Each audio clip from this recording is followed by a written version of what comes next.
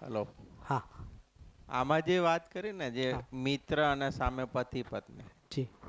તો ઘણા બાળકો જે બાળપણથી અથવા કોલેજ લાઈફમાં મિત્રો બનાવે, હા બહેનો ને ભાઈઓ એટલે ગર્લફ્રેન્ડ ને, અને એને માની બેસે કે હું એને સાચો પ્રેમ કરું છું, હા. અને છેક એટલે એક મિનિટ તમે ઊભા રહેજો, થોડા આવે છે, આવી જવા દો. હે ને?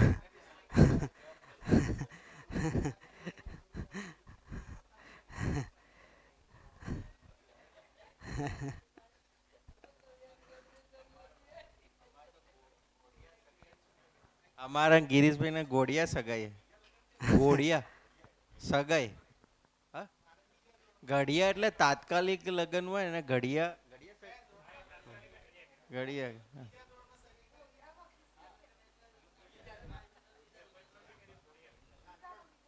અમે 6 મહિનાના હતા અમારા સગાઈથી.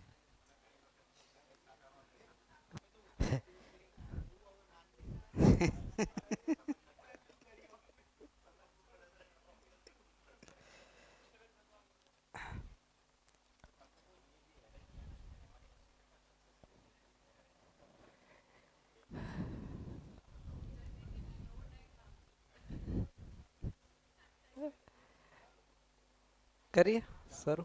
હા. હવે કરીએ શરૂ.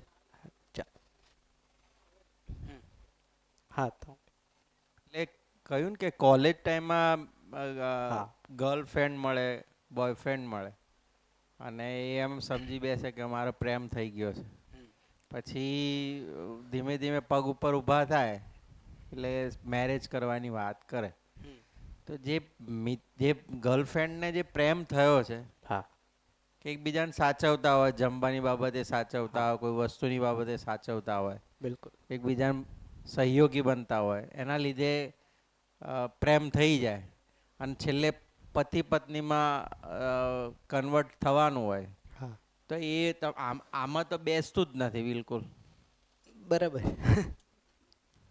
જોઈએ હે ને, જેમ કે દરેક ફરી એકવાર અને ફરીથી જોઈ લઈએ ને, આ પ્રશ્ન એમાં આવી જશે. જે સંબંધ છે ને, એ સંબંધનો કંઈક પર્પસ છે, કંઈક રોલ છે હોવા પાછળનો. હે ને? જો એ પર્પઝ અને રોલથી એ સંબંધ ડેવિએટ થશે, તો પહેલાં તો એ સંબંધની અપેક્ષાઓ પણ પૂરી નહીં થાય, અને અવ્યવસ્થાઓ ઊભી થશે, બાય પ્રોડક્ટ થઈ ગઈ. હવે એને થોડુંક એ રીતના જોઈએ કે માની લો કે મિત્ર જ્યારે કોલેજમાં આવે છે, હે ને, અથવા તો કોલેજમાં જે બોય ગર્લ બધા સાથે હોય, અહીંયા એક પ્રકારનું અટેચમેન્ટ થાય. નેચરલ વસ્તુ અટેચમેન્ટ એટલે થાય કારણ કે શરીર પક્ષ ડેવલપ થાય છે. તો હાર્મોનલ ચેન્જીસના કારણે મેલમાં ફિમેલ અને ફિમેલમાં મેલ હાર્મોન જનરેટ થાય એટલે એટ્રેક્શન થાય. આ નેચરલ પ્રોસેસ છે.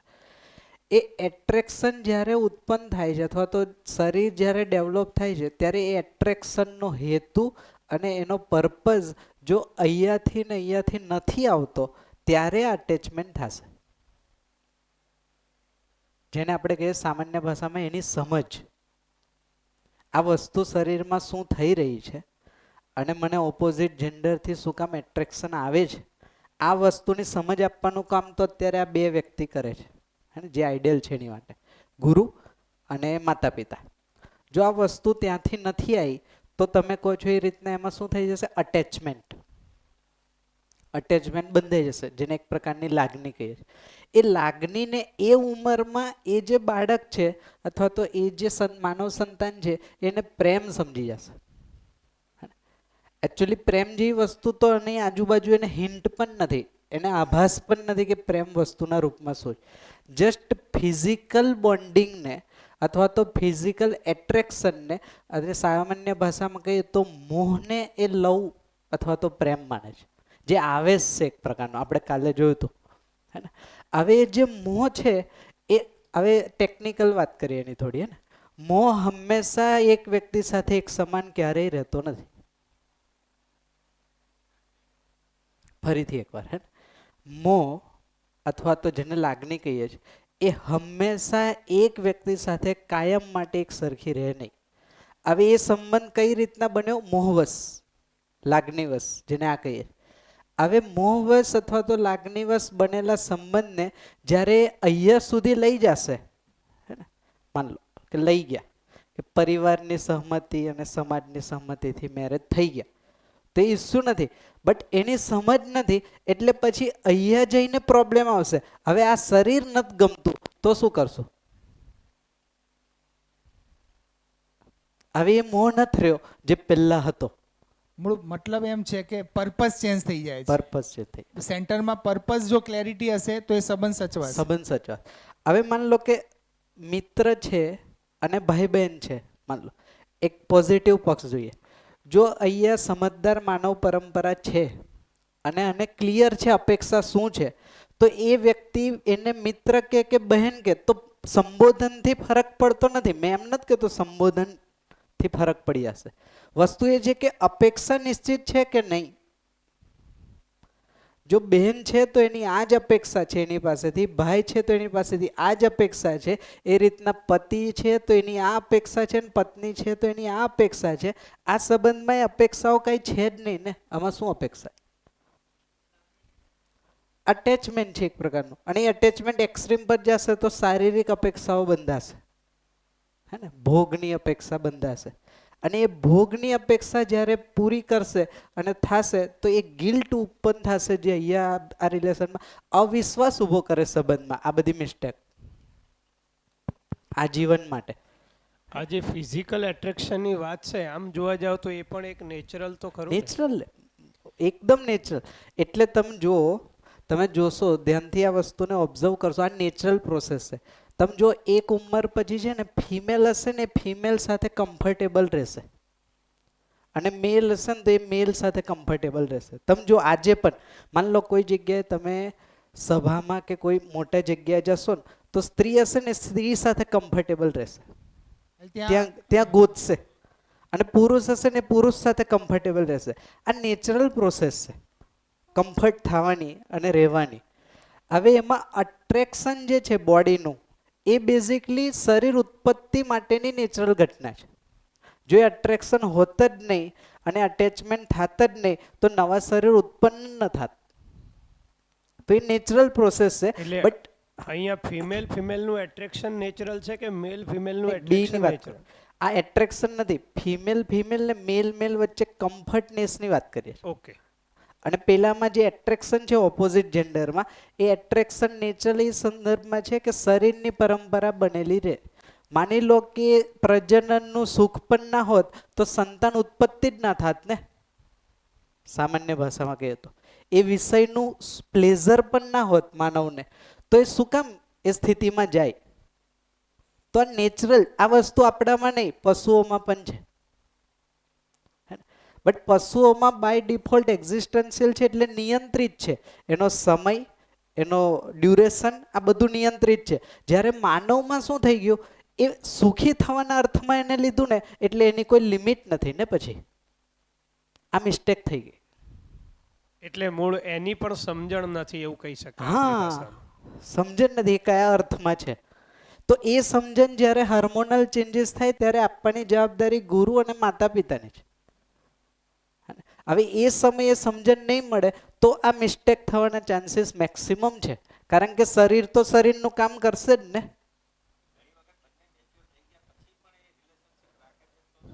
એટલે હા, પણ એ હોર્મોન ચેન્જીસ થી લઈને હોર્મોન ચેન્જ નો પીરિયડ અમુક સ્પેસિફિક હોય કે 12 15 કે 17 18 વર્ષ. હા, બરાબર. પછી દાખલા તરીકે એના જે ઓફિસમાં કે સાથે સર્વિસ કરતા હોય એના મિત્ર હોય, મેલ ફિમેલ ઓપોઝિટ જેન્ડર, એ બંને મિત્રતામાંથી લીવ એન્ડ રિલેશનશિપમાં રહે, અમુક સમય પછી પતિ પત્ની થાય છે, તો એ વસ્તુ એટ્રેક્શન નથી આવતું, ત્યાં પછી એમનો લવ કામ કરતો હશે? ના, એ જ કહું. એ શરૂઆત થાય છે 10 12 15 વર્ષે એ ચેન્જીસની, અને અટેચમેન્ટ રહે છે જ્યાં સુધી લગભગ પુરુષોમાં લાંબા સમય સુધી છે, મહિલાઓમાં એ લગભગ 45 50 વર્ષ સુધી રહેશે. કારણ કે માની લો વચ્ચે એક્સિડન્ટલી કંઈ થયું તો નવા સંતાન ઉત્પત્તિ માટે અટ્રેક્શન તો હોવું જોઈએ. તો એ છે પરંપરા, એ લાંબો સમય ચાલે છે. એટલે અહીંયા 25 વર્ષનો વ્યક્તિ પણ મિસ્ટેક કરે છે જો સમજ નથી તો, અને 60 વર્ષનો વૃદ્ધ પણ મિસ્ટેક કરે છે સમજ નથી તો. કારણ કે એ વસ્તુનો નોલેજ એ કઈ રીતના લે છે એને ભોગના સંદર્ભમાં, ભોગીને સુખી થવાના સંદર્ભમાં જ્યારે લેશે તો એમાં તો લિમિટ નથી ને, પછી કેટલો ભોગ, કેટલું, આ બધું ઇન્ફાઇનાઇટ થઈ ગયું, એમાં કોઈ લિમિટેશન નથી આવતી. આ તો શું છે, સમાજનો શિષ્ટાચાર છે, આ વસ્તુને બાંધીને રાખે છે, હે ને? આમ ટેકનિકલી જુઓ, અને મૂળ પ્રવૃત્તિ માણસની કે કોઈને દુખી કરવા માંગતો નથી અને દુખી થવા માંગતો નથી, આ બે વસ્તુ કામ કરે. બટ તે છતાંય સમજના અભાવના કારણે સમાજમાં મિસ્ટેક અથવા તો બાળકોમાં મિસ્ટેક થાય જ. એટલે જો એ વસ્તુ એને પહેલેથી ક્લિયર હોય કે આ શું થઈ રહ્યું છે, એનો હેતુ શું, તો એ વસ્તુ ક્યારે એના માઇન્ડમાં આવશે, જ્યારે આ બે સ્ટેજ પાર કરશે પછી એનો વિષય છે ને. આ મેરેજ જ્યારે આવશે ત્યારે એ વસ્તુની જરૂર પડશે. હવે મેરેજમાં એલિજિબલ થવા માટે પહેલાં તો એને આ અચીવ કરવું પડશે, પછી આ અચીવ કરવું પડશે. જો આટલી ક્લેરિટી છે તો વચ્ચે ઓબ્સ્ટેકલને અવોઇડ કરશે, આ નેચરલ ટેન્ડન્સી છે, એ વચ્ચે આવવા જ નહીં દે, હે ને? બટ જો ક્લેરિટી નથી તો શું થશે, આ તમે કીધું એમ કે અટેચમેન્ટથી જોડાઈ જાય, એ અટેચમેન્ટ પછી માની લો કે બહુ ઇમોશનલ હોય વ્યક્તિ, તો અટેચમેન્ટને અહીંયા સુધી લઈ જાય, હે ને? હવે ત્યાં સુધી લઈ ગયા પછી આપણે વાંધો નથી, જો આ જીવન એ સંબંધમાં રહેવા માંગતા હોય ની તો એ નેચરલ છે. મેં કીધું એ પ્રમાણે પતિ પત્ની હશે કાં તો ભાઈ બહેન હશે. હવે જો એ લોકો નક્કી કરે છે કે આપણે પતિ પત્ની સંબંધમાં જવું, તો ઇટ્સ ઓકે, તો એ બોયફ્રેન્ડ ગર્લફ્રેન્ડ નથી ને, તો એ પતિ પત્ની જ છે. એક સમય પછી એ મેરેજ કરશે. બટ જો એ રિલેશનમાં જવા માટે તૈયાર નથી, હજી એવું વિચારે છે કે આપણે સાથે રહીને જોઈએ ફાવશે કે નહીં, આ લિવ ઇન, તો એનો કોઈ સ્કોપ અસ્તિત્વમાં તો નથી. આજે અમેરિકામાં 35% બાળકો એવા છે કે જેને એના પેરેન્ટ્સ કોણ છે ખબર જ નથી. 35% હ્યુમન ચાઇલ્ડ આ લિવ ઇન વાળા બધા. હવે એટલા માટે આ સંબંધ અસ્તિત્વમાં નથી. જે સંબંધ અસ્તિત્વમાં નથી ને એ સંબંધની સ્વીકૃતિ સમાજમાં ક્યારેય આવે જ નહીં. તમે જોજો. હા, અમુક લોકોમાં હશે, આખા સમાજમાં એની સ્વીકૃતિ નહીં બને. કાયદાએ કરી, ઘરમાં ક્યાંક સ્વીકૃતિ, તમે જો એ થઈ શકે. હવે તમે જુઓ, એ હવે જેમ તો આ કાયદો છે ને, આને પરમિશન આપી છે ગવર્મેન્ટે. ગવર્મેન્ટમાં જે બેઠા છે એ થોડા આ સ્થિતિમાં છે. તે તો તમારી મારી જેવા છે, એના હાથમાં પદ છે, તો જેટલા ક્રાઇસિસ ઓછા થાય એની માટે કંઈક કાયદો આપશે. બટ પ્રેક્ટિકલી જુઓ, આ વસ્તુ ઘરમાં લઈ આવો, ઘરમાં ક્યારે એની સ્વીકૃતિ બનશે? હે ને? ઘરમાં નહીં બને તો ઘરનું એક્સટેન્શન સમાજ છે, એટલે સમાજમાં ક્યારેય નહીં બને. જે સંબંધની સ્વીકૃતિ પરિવારમાં ન બને એ સંબંધની સ્વીકૃતિ સમાજમાં ન બને, કારણ કે મલ્ટિપલ ફેમિલી ભેગા થઈને જ સમાજ બનતો હોય. હા, કોઈ એક ક્ષેત્રમાં તમે કહો તો એ સમાજ નથી ને, સમાજ તો આખો માનવ જાતિ છે, તેમાં મેજોરિટીમાં સ્વીકૃતિ નથી. જેમ કે માની લો કે ફોરેનમાં લિવ ઇનની સ્વીકૃતિ આપણે કહીએ ત્યાં તો છે, તો ફોરેન તો આટલો પાર્ટ છે ને સમાજનો કે જે એક માન્યતાથી જીવે છે.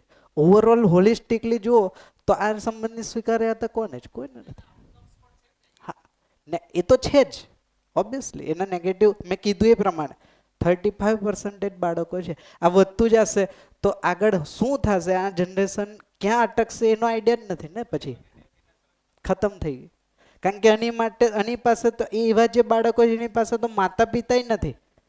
ચલો અત્યારે તો એટલું છે, એટલીસ્ટ માતા પિતા છે, કદાચ કાકા કાકી ના હોય, માસા માસી ના હોય, પણ માતા પિતા અમની પાસે તો એ નથી, હે ને? હા, કાઇન્ડ ઓફ, તો એને ખોટ. હા કે પોતે પ્રેમ લગ્ન કર્યા અને પાછા ત્રીજા એક ચક્કરમાં એ બી હોય. હા, એવા બી કિસ્સા ઘણા બધા આવે છે. લોટ્સ ઓફ એટલે એ પ્રેમ લગ્ન તો છે જ નહીં. ના ના, એને કયા લગ્ન કહેવાય તો પછી? મોહવશ મોહવશ થયેલા લગ્ન, હે ને? એકચ્યુઅલી 4.5 ક્રિયામાં જે પણ લગ્ન થાય, અરેન્જ કે મેરેજ, એક સમય અત્યારે જેને લવ મેરેજ કહે છે એમાં મોહ પહેલા બંધાય છે, અરેન્જ મેરેજમાં મોહ પછી બંધાય છે. આટલો જ ફરક છે, બાકી છે બે મોહવશ, હે ને? એટલે તમે જુઓ, અરેન્જ મેરેજના તમને 10 એક્ઝામ્પલ મળશે અને લવ મેરેજના તમને 10 એક્ઝામ્પલ મળશે. અને ઓપોઝિટ લવમાંય તમને એવું મળશે કે એમાં વધારે છૂટાછેડા થાય. હવે તો અરેન્જ કરો કે લવ કરો બધું સરખું જ છે. અત્યારે છૂટાછેડાનો રેશિયો તો ગ્રાસ છે જ, વધે જ છે. છે. હા સ્વભાવ. હા હા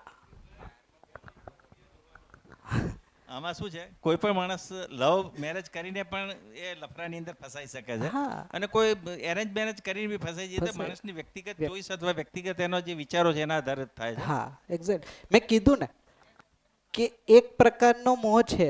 હવે મોહ શરીરથી એક સમય ડિગ્રેડ થશે. જો આ સંબંધની સ્વીકૃતિ લક્ષ્યના અર્થમાં ન થઈ તો આ શરીરે જૂનું થશે ને. હવે જ્યારે શરીર જૂનું થશે તો બીજું શરીર, આ એક્સ્ટ્રા મેરિટલ અફેર છે જે મોહનો ડિગ્રેડેશન થવાથી થશે. હવે કોઈકના બહાર આવશે, કોઈકના નહીં આવે, એવા જ પાછું સમાજમાં બનશે. કોઈકના માનસિકતામાં એક્સ્ટ્રા મેરિટલ અફેર હશે, ફિઝિકલ નહીં હોય, હે ને. જેમ કે એક સામાન્ય ઉદાહરણ આપું, હે ને, અન્યથા ના લેતા. જેમ કે જેના મેરેજ થઈ ગયા હોવા છતાંય પિક્ચરમાં હિરોઈનને જોઈને જે મજા આવે છે, આ એક્સ્ટ્રા મેરિટલનું બીજ છે. સામાન્ય ઉદાહરણ આપે, હે ને. કારણ કે પર નારી થઈ ગઈ, હે ને, જે બેન સમાન છે, હે ને. પતિ પત્ની સંબંધમાં જોડાયા પછી બીજી સ્ત્રી કે બીજો પુરુષ કાં તો ભાઈ છે કાં તો બહેન છે, એ સ્વીકૃતિમાં ન આવતું એટલે અત્યારે ચાલે જ છે ને સમાજમાં. કુંઠિત છે, એટલી ફ્રીડમ નથી એટલે દબાયેલું છે. એટલે ઇન શોર્ટ દરેક સંબંધ છે ને એક અપેક્ષા, નિશ્ચિત અપેક્ષા સાથે છે. નિશ્ચિત અપેક્ષા. એટલે એ નિશ્ચિત અપેક્ષાની ક્લેરિટી નહીં હોય ત્યાં સુધીથી આ બધું ગડબડ ચાલે જવાનું. અને કોલેપ્સ થશે, at the end Collapse system થશે. કોલેપ્સ થશે. અને જો સમજીને આ રીતના ચાલશે તો ચિરકાલ સુધી આ ધરતી પર માનવ પરંપરા અખંડ બનેલી રહેશે, જેમાં કોઈ દુઃખી નહીં થાય. હા. આ વ્યવસ્થા છે અસ્તિત્વની. હા. આપણે બનાવેલી વસ્તુ નથી. તમે જો, આપણે તો ખાલી ડિસ્કસ કરીએ છીએ ઓળખીને. આ નેચરલ વ્યવસ્થા છે. હવે આની સાથે એક બીજો સંબંધ છે જે માનવ પ્રકૃતિ સાથે, હે ને, જેને કહેવાય કે આ કેટલા થયા, 1 2 3 4 5 ને 6, 7મો સંબંધ છે. આખી વ્યવસ્થા જે છે એ વ્યવસ્થા અને એ વ્યવસ્થામાં માનવની ભાગીદારી, આ 7 સંબંધ છે. હા, માનવ માનવેતર પ્રકૃતિ પ્લસ માનવકૃત વ્યવસ્થા અને એમાં ભાગીદારી. જેમ કે પરિવાર વ્યવસ્થા, તો પરિવાર વ્યવસ્થામાં મારી ભાગીદારી આ અલગ છે, જે સંબંધથી થોડોક અલગ સંબંધ છે, હે ને. તો 7 સંબંધ અસ્તિત્વમાં છે. હવે આપણે જે લિસ્ટ કર્યું એ લિસ્ટને વેરીફાઈ કરીએ. એની પહેલાં મેં જસ્ટ આની સાથે એક બ્રેકમાં આવ્યું હતું, ઉંમરને મેં આની સાથે કોરિલેટ કરી દો એટલે થોડો આઈડિયા આવે. જેમ કે બાળક જન્મથી જે સંબંધને ઓળખે છે એ માતા પિતા, એટલે આ ડે 1 થી શરૂ થઈ જાય, હે ને. જન્મના પહેલા દિવસથી આ સંબંધ ઓળખાઈ જાય. બાળક ભાઈ બહેનને ઓળખતા એક સમય લાગશે, હે ને. લગભગ 3 વર્ષ જેવો સમય ઓન એન એવરેજ છે. હા. કદાચ ભાઈ બહેનની પહેલા તો ઘણા બધા રિલેશન આમાંથી આવી ગયા ને. હા. દાદા દાદી, નાના નાની, કાકા કાકી, ફઈ ફુવા, આ બધા રિલેશન પણ કદાચ. એ અત્યારે જોઈ લઈએ. આ એકવાર છે ને આના ઉંમરને આપણે ટેન્ટેટિવ લઈ લઈએ, પછી એને વેરીફાઈ કરતા જઈએ. તો ભાઈ બહેન સંબંધ, આ બાળક પહેલી વાર જ્યારે ભાઈ ને બહેનને ઓળખશે એની લગભગ આજુબાજુની એજ છે 3-1 વર્ષની ઉંમરે ઓળખશે. ત્યાં સુધી એ મારા જેવું કોઈ છે એટલું જ ખબર છે, ઓળખ થતી નથી. આ જ એજ ડ્યુરેશનમાં એ મિત્રને પણ ઓળખે છે, હે ને. 3 થી 4 વર્ષની ઉંમરમાં એ સમાજનું પહેલું સંબંધ અથવા તો પહેલું રિલેશનશિપ બનાવશે, જે સામાજિક હશે એના માટે. એની પહેલા પારિવારિક રિલેશનશિપ. આ સંબંધની ઓળખ થશે 5 વર્ષ. એની પહેલા માતા પિતા તો છે જ, પણ ગુરુ જ્યારે એક્ઝેક્ટલી થાય એ 5 વર્ષની ઉંમરથી શરૂ થાય. આ ક્યાં સુધી રહેશે? 25 વર્ષ સુધી. એટલે ઓન એન એવરેજ 20 વર્ષ થયા. 25 વર્ષની ઉંમરે એ વ્યક્તિ પાસે, એટલે તમે જોશો તો આ વસ્તુને પૂરી, એટલે આપણે એક્સ્ટ્રીમ જોઈએ છે ને, પીજી અત્યારે સોકોલ જે એજ્યુકેશન છે, આમાં સમાધાનની સ્થિતિ 18 વર્ષની ઉંમરની આજુબાજુ બની જશે. જો આ સ્થિતિ પછી સ્કિલને ડેવલપ થવાને શરીરને એની માટે એક સમય લેશે. એટલે આપણે ઓન એન એવરેજ 25 વર્ષ રાખીએ. આ જ ડ્યુરેશનમાં એટલે માની લો કે 20 વર્ષે ડિગ્રી કરે તો 21 વર્ષથી, અને 25 વર્ષે કરે તો 25 વર્ષથી, તો લગભગ બીજા 5 વર્ષ સમૃદ્ધિને લાગશે સેટ એ વસ્તુને પ્રમાણ આપવા માટે. એટલે 20 થી 25 વર્ષ અને મેક્સિમમ જો તો 30 વર્ષ જે આ પ્રમાણિત કરશે સમૃદ્ધિને. આ થઈ ગયા પછી હવે આ તૈયાર છે, હે ને? એટલે મેરેજની ઉંમર લઈ જોઈએ તો 20 થી લઈને 30 વર્ષ, સોરી 25 થી લઈને 30 વર્ષ ઓન એવરેજ. આ ઉંમરમાં મેરેજ થયા, અગેન પછી આ સાયકલ કમ્પ્લીટ થશે. હવે આ વ્યવસ્થા છે ને પેરેલલ ચાલશે. જેમ કે પરિવારની વ્યવસ્થામાં બાળક છે જ, તો જે માતા પિતા કરતા હશે એ રીતના એની ભાગીદારી પહેલા માનીને કરશે, અહીંયાથી પછી એ સમજીને કરશે. જેમ કે એક સામાન્ય ઉદાહરણ આપો, જેમ કે બાળક નાનું હોય ત્યારે આપણે શું કરતા હોય કે રૂમમાં કોઈ ના હોય ને તો લાઇટ ફેન બંધ કરી દેવાના, હે ને? તો બાળક તમે કહેશો એટલે કરશે. કેમ કરવું એનું નોલેજ એની પાસે નથી. પછી આ ડ્યુરેશનમાં જ્યારે રહે છે ને એને સમજ પડે છે, પછી એ વસ્તુમાં ભાગીદારી એની જાતે કરશે. પછી કેવું નથી, એ સ્વ અનુશાસનની સ્થિતિ કીધી, હે ને? તો સ્વ અનુશાસનની સ્થિતિમાં પછી વ્યવસ્થામાં એની જાતે ભાગીદારી કરશે. એની પહેલાં બાય પેરેન્ટ્સના ગાઈડન્સ અને ગુરુના ગાઈડન્સથી કરશે, હે ને? તો આ વસ્તુ પછી પેરેલલી ચાલશે. તો આ રીતના 7 સંબંધ અસ્તિત્વમાં માનવના છે. હવે આપણે જે લખ્યા એને જોતા જઈએ તો માતા પિતા સંતાન સંબંધ આવી ગયું, ભાઈ બહેન આવી ગયું, પતિ પત્ની. દાદા દાદી ક્યાં આવશે? તો દાદા દાદી પાસેથી અપેક્ષા શું છે? તો બાળકની દાદા દાદી પાસેથી અપેક્ષા એ જ છે કે પોષણ કરે અને સંરક્ષણ કરે. તો જે અપેક્ષા માતા પિતા પાસે છે એ જ અપેક્ષા દાદા દાદી પાસે. મિત્ર આવી ગયું, ગુરુ શિષ્ય, નાના નાની માતા પિતા, કાકા કાકી માતા પિતા.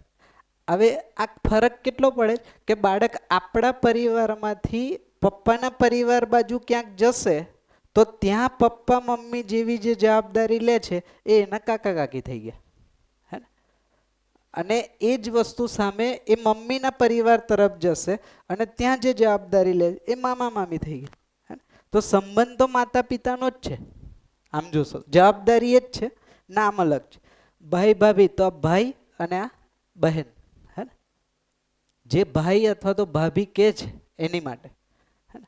માસા માસી માતા પિતા સંબંધમાં આવી જશે. નણંદ ભોજાઈ ક્યાં આવશે? બહેન બહેન, હે ને? બહેન બહેન સંબંધ, હે ને? દિયર ભોજાઈ ભાઈ બહેન, સાસુ સસરા માતા પિતા, સાથી સહયોગી આવી ગયું, ફઈ ફુવા માતા પિતા, વેવાઈ વેવાન માતા પિતા, જેઠ જેઠાણી, હા ભાઈ અથવા તો બહેન, હે ને? નોકર માલિક એટલે સાથી. આ સંબંધ જ નથી અસ્તિત્વમાં, હે ને? સાથી સહયોગી સંબંધ છે. સાડો અને બનેવી તો ભાઈ છે ને, સાડો ભાઈ ભાઈ સંબંધ છે, હે ને? અને બહુ એલ્ડર હોય તો એ પછી પિતાના રોલ પર આવી જશે. માની લો બહુ જ ડિફરન્સ છે ઉંમરમાં તો એ પિતાના રોલમાં આવી જશે, બરાબર? સાસુ અને વહુ માતા અને પુત્રી, હે ને?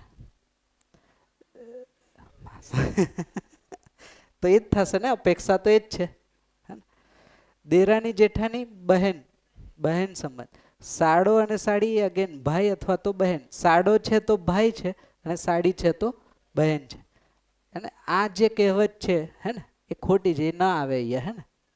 હા હા હા, એ આદિ ઘરવાળી વાળું, હે ને? ભાગીદાર કેમાં આવશે? મિત્ર સંબંધ, હે ને? અથવા તો એટલે ભાગીદાર છે ને, સેમ છે. ઓનર છે તો સાથી સહયોગી, મિત્ર સંબંધમાં આવશે, હે ને? વેપારી ગ્રાહક બેઝિકલી આ વ્યાપારિક સંબંધ છે. આમ જોશો ને તો આ વ્યવસ્થા અને વ્યવસ્થામાં ભાગીદારી સંબંધમાં આવશે, હે ને? તો એક વ્યવસ્થા છે જેમાં એક વ્યક્તિ બિઝનેસ કરે છે અને એક વ્યક્તિ એનું કન્ઝમ્પશન કરે. તો આ વ્યવસ્થા અને વ્યવસ્થામાં ભાગીદારી થઈ ગયું. આ પણ કેવું આવશે? ગુરુ અને શિષ્ય અને સોરી, વ્યવસ્થા એક છે, એજ્યુકેશન સિસ્ટમ છે. એ સિસ્ટમને ચલાવવા માટે અલગ અલગ પદ છે. તો એક પદ છે વ્યવસ્થાપક અને આ પદ તો ગુરુનું જ અથવા તો જે ડિલિવર કરે છે, તો આ પણ વ્યવસ્થા અને વ્યવસ્થામાં ભાગીદારી સંબંધમાં આવશે. હા, જો ઓનર સાથે જનરલી કર્તવ્ય હા થઈ શકે, કારણ કે ઇન્ચાર્જમાં હોય હે ને, તો એ થઈ ગયા સમકક્ષ સાથી અને સહયોગી. ભગવાન અને ભક્ત કેમાં આવશે? હા, ગુરુ શિષ્ય અથવા તો માતા પિતા અને સંતાન, હે ને, કારણ કે ભગવાન એટલે પૂર્ણ વ્યક્તિત્વ અને ભક્ત એટલે લર્નિંગ. તો જે પી અને એલ છે એ બધા રિલેશન આમાં તમે રાખી શકો, હે ને. સંત અને ભક્તગણ પણ આમાં આવશે, પી અને એલ, હે ને. માનવ માનવેતર પ્રકૃતિ આવી ગયું અહીંયા વ્યવસ્થા. ચોર પોલીસ સંબંધ નથી, હે ને. આ ઠીંગડા છે બેઝિકલી, પેચવર્ક, ટેમ્પરરી, જ્યાં સુધી વ્યવસ્થા નથી ત્યાં સુધી રહેશે. વકીલને અસીલ આ પણ ન હોય, કારણ કે જ્યારે દલીલ જ નથી ત્યારે વ્યક્તિની જરૂર જ નથી, હે ને. ડોક્ટર અને દર્દી ટેમ્પરરી વ્યવસ્થા અને વ્યવસ્થામાં ભાગીદારી સંબંધ. એટલે જો આ છે ને સેવા કાર્યમાં આવે છે, આ અને એક આ ગુરુ શિષ્ય સંબંધ અને ડોક્ટર દર્દી, આ બે વસ્તુ સેવા પ્રવૃત્તિમાં આવશે, હે ને. નોન પ્રોફિટ બેઝિકલી, આમાં કોઈ ચાર્જીસ નથી, આ ઉપકાર વિધિથી થશે. હા, શું કીધું? નો ના, એ સેવામાં નહીં આવે, એમાં તો મ્યુચ્યુઅલ ફુલફિલમેન્ટ છે ને, હે ને. આ બે જ સંબંધ એવા છે જે સેવા વૃત્તિ, સેવાનો મતલબ છે ઉપકાર, ઉપકારનો મતલબ મેં એના કોઈ ચાર્જીસ નથી લેતો એમ, સામાન્ય ભાષામાં કહી. ઘરમાં વાતચીત કરવાના પૈસા ના હોય ને, એ રીતના ગુરુ શિષ્યને તૈયાર કરવાના પૈસા ના લે, અને ડોક્ટરે ના લે, હે ને. પણ અત્યારે લે છે, હે ને. એ તો અત્યારે તો આઈ નથી લેતા તો તો આ અલગ પર્સપેક્ટિવ છે. આપણે કહીએ છીએ માનવ પરંપરાની વાત કરીએ છીએ, અત્યારે માનવ પરંપરા નથી, તો અત્યારે તો ઘર ચલાવવા માટે ડોક્ટરે લેશે ને, અત્યારે આ શિક્ષકે લેશે, હે ને. તો અત્યારની સ્થિતિ અલગ છે. જ્યારે પરંપરા હશે ત્યારે જે શરીરના જો આમાં તમે ધ્યાનથી જોશો, એક શરીરના જાણકાર છે અને એક જીવનના જાણકાર છે. જો આ બે વસ્તુને ધ્યાનથી સમજશો તો એક વ્યક્તિ એવું છે જે શરીરની બધી જ વસ્તુને જાણે છે, અને એક વ્યક્તિ એવું જે જીવનની બધી જ વસ્તુને જાણે છે. તો આ જાણકારીને ઉપકાર વિધિથી ડિલિવર કરે છે. એની માટે આજીવિકા માટે બીજી સ્કિલ છે, હે ને, 20-25, જ્યાંથી એનું બ્રેડ એન્ડ બટર ઘર ચાલતું હશે. આ તો ઉપકાર છે, ઉપકારમાં જ તૃપ્તિ છે ને. આ ગુરુ ગુરુ ક્યારે બનાવી શકે? જ્યારે ઉપકાર વૃત્તિથી ચાલતો હશે. તો હવે એની પરંપરા બનાવશે ને, કે મને જે રીતના આ વસ્તુ સમજાય છે એ રીતના બીજાને પણ સમજાય. તો એમાં પછી ટાઈમ ડ્યુરેશન નથી, આ 24/7 પ્રક્રિયા ચાલશે માઇન્ડમાં, માનસિકતામાં. હા, ફિઝિકલ કોન્ટેક્ટની કોઈક લિમિટેશન હોઈ શકે, 8 કલાક 6 કલાક જે પણ હોય. રાજા અને પ્રજા ક્યાં આવશે?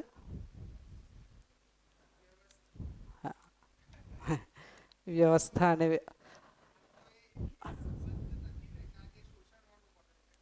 એટલે જે હતું એમાં તો આ સંબંધ નથી. પ્રેક્ટિકલી જુઓ તો આ જિમ્મેદારી વ્યક્તિ છે, અને આ એના જે એને કહીએ તો આ આવશે માનવકૃત વ્યવસ્થા, અને આ આવશે પરિવારમાં રહેતી પ્રજા, સમાજમાં રહેતી પ્રજા. તો પ્રજા છે એ પ્રજા સુખી અને સમૃદ્ધ રહે એની જે જવાબદારી લે છે એ છે રાજા. પણ અત્યારે નથી. હા, હા, એ નથી. હા, બિલકુલ. એટલે આ સંબંધ એક્ઝિસ્ટન્સમાં નથી, આમ જુઓ તો એ ખતમ થઈ ગયો, હે ને. બાકી એક્ઝિસ્ટન્સમાં આ નથી. એક્ઝિસ્ટન્સમાં પછી ગુરુ છે, શિષ્ય છે, સાથી છે, સહયોગી છે, કારણ કે રાજા હંમેશા રાજા જ રહેવું હોય, હે ને. એટલે જેમ નોકર માલિક વિલય થઈ ગયા એ રીતના આ સંબંધ પણ ખતમ થઈ જશે. આ તો છે જ નહીં, આપણે વાત કરીએ એ પ્રમાણે, હે ને. હવે કોઈ તમારા ધ્યાનમાં આવતું હોય, આ 7 સંબંધમાંથી કોઈ સંબંધને ઓછો કરવો હોય, અથવા તો તમને લાગતું હોય કે એકાદ સંબંધ એડ કરવાથી હજી સારી રીતના થઈ શકે, તો તમે કહી શકો.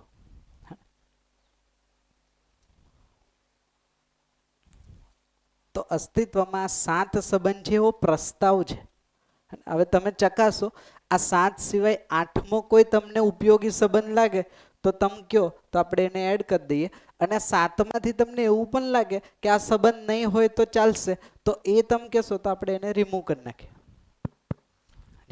આ જે વ્યવસ્થા છે એને આપણે આગળ ચલાવીએ માની લો, જી અને આ વ્યવસ્થા પ્રમાણે જીવન બનતું જાય તો આજની જે ટેકનોલોજી છે જી અને જે સમૃદ્ધિની જે વ્યવસ્થાઓમાં ઉદ્યોગ છે તો આ બધું જ આપણે આ વ્યવસ્થાની ભાગીદારીમાં જ સેટ કરવું પડે. હા એ વ્યવસ્થામાં ભાગીદારી. અમુક વસ્તુમાં ઓનરશિપ આવશે એટલે સાથીમાં આવી જશે, સાથી સહયોગી.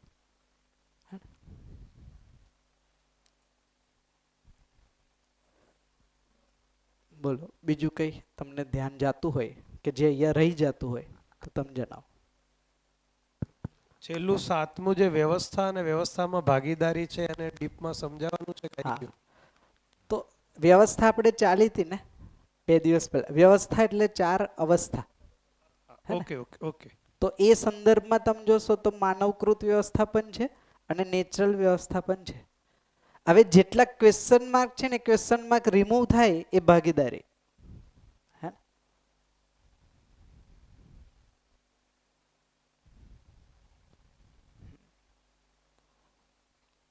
કોઈ પ્રશ્ન, ડાઉટ?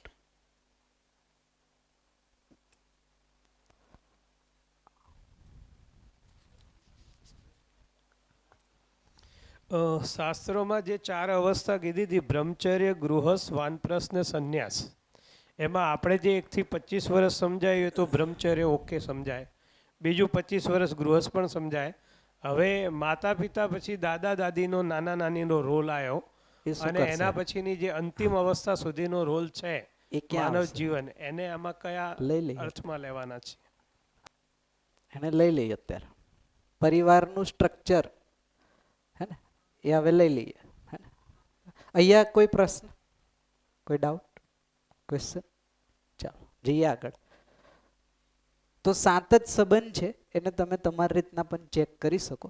બાકીના જેટલા સંબંધ આપણે બનાવવાનો પ્રયત્ન કરશું એમાં આપણે હાથે કરીને દુખી થશું.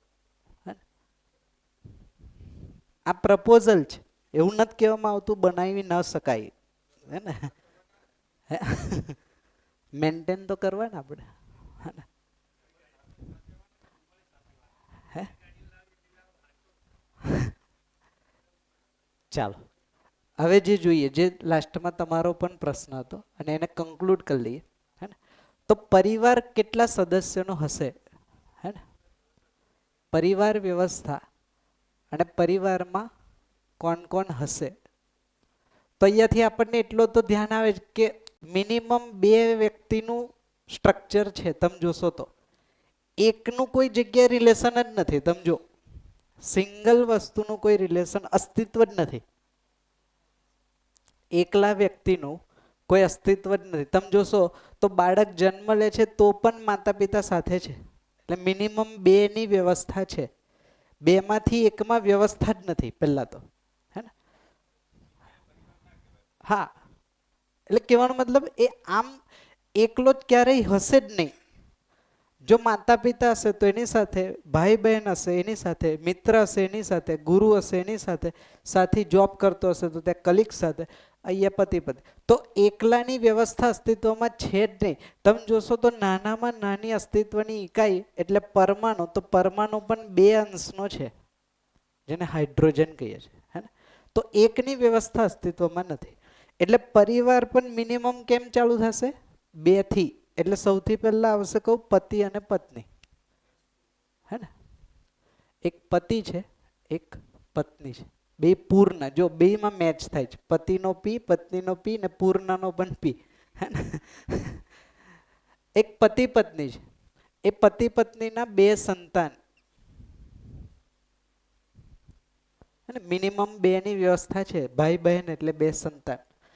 આ 2 સંતાનના પતિ પત્ની હશે ને એક સમય પછી. એમના પછી 2 સંતાન. આ મિનિમમ પરિવારનું મોડેલ છે. કેટલા સદસ્યો થયા? 1 2 3 4 5 6 7 8 9 અને 10.